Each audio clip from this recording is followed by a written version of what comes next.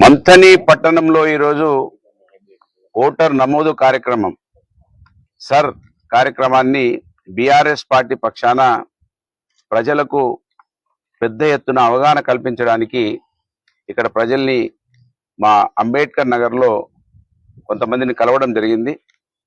ప్రజలకు విజ్ఞప్తి చేస్తున్న, ఈ దేశంలో కనీసం గౌరవించబడతా ఉన్నాం బీసీలు, ఎస్సీలు, ఎస్టీలు, మైనార్టీలు అంటే అది ఒకే ఒక ఆయుధం ఓటు. ఆ ఓటే లేకపోతే ఈ దేశంలో 78 సంవత్సరాల తర్వాత కూడా మనల్ని మనుషులుగా కూడా చూడరనేది ఇప్పటికి కూడా మనకు కనబడతా ఉంటది.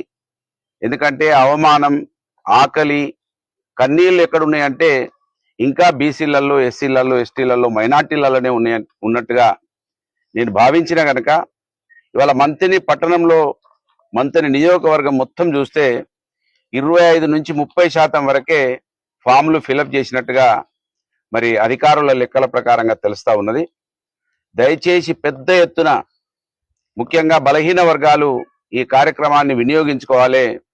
ఓటే లేకపోతే మన వాడకు వచ్చే వాళ్ళు ఉండరు, మన ముఖం చూసే వాళ్ళు ఉండరు.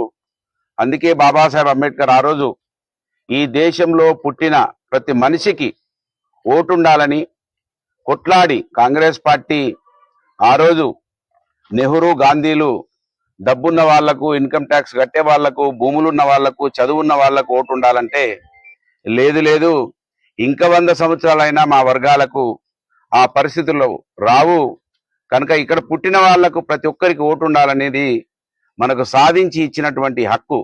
ఇవాళ మన దళిత వాడలలోకి పెద్దవాళ్ళు వస్తున్నారంటే కారణం మన దగ్గర ఉన్న ఓటు అనే విషయాన్ని ఇవాళ ప్రతి ఒక్కరు కూడా గమనించాలని విజ్ఞప్తి చేస్తున్నా.